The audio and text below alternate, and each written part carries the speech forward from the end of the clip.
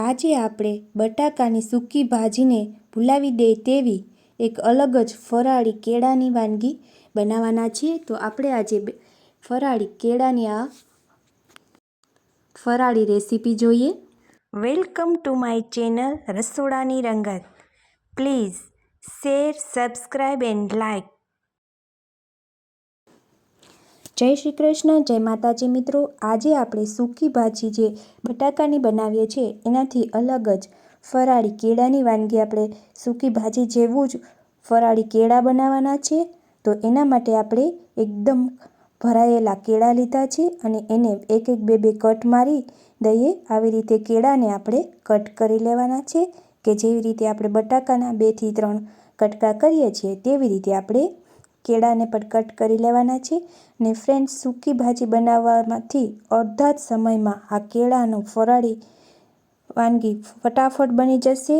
જે આપણે કેળાની સરસ મજાની આજે રેસીપી, જે આ કેળા ખાવાથી પેટમાં ગેસ પણ ન થાય અને બટાકાથી જેને કોઈને ગેસ થતો હોય તો આવી રીતે વઘારી અને કેળા ખાશો તો ફરાળી કેળા ખાશો ને તો તમારી ભૂખ પણ મટી જશે અને જરા પણ સૂકી ભાજીનો ટેસ્ટ જ તમને આવશે અને સૂકી ભાજીને પણ ભૂલાવી દે તેવી મસ્ત મજાના આપણે કેળા, ચલો હવે આપણે કટ કરી લીધા છે।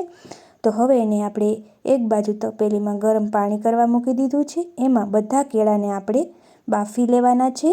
તો હવે આપણે સારી રીતે કેળાને બાફી લઈએ અને ફ્રેન્ડ્સ, આમાં એ વસ્તુની ખાસ ધ્યાન રાખવાનું છે કે તમે આને કુકરમાં બાફવા જાઓ અને વધારે પડતી 2 સીટી કે લગાવી દો તો કેળા ફટાફટ બફાઈ જશે। બહુ જ એનાથી કરતાં તમારે જસ્ટ તપેલીમાં થોડો ટાઈમ માટે જ બાફવાના છે કારણ કે કેળા ફટાફટ બફાઈ જાય છે અને જો આને વધુ પડતા બફવા જશો તો એ ગ્રેવી જેવા થઈ જશે અને આપણું શાક સારું નહીં બને।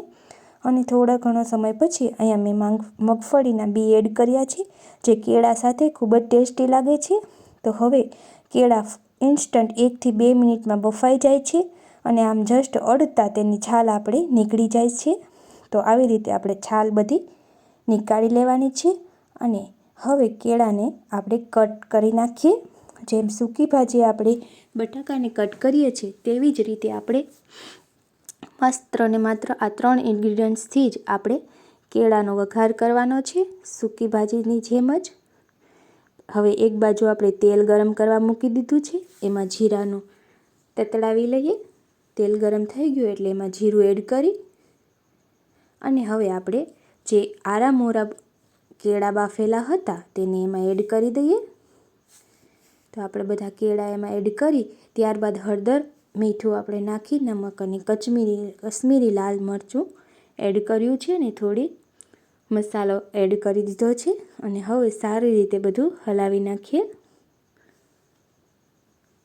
એકદમ સારી રીતે હલાવી નાખશું અને આને વધુ પડતો સમય પકવા જરૂર નથી કારણ કે આપણે એને બાફેલા કેળા હતા અને કેળા મેં થોડા ઓછા બાફેલા હતા જેથી કરી અને જો વધુ કેળા બફાઈ જાય તો પછી વઘાર સમયે અને ખાવા સમયે પણ ભાવતા નથી।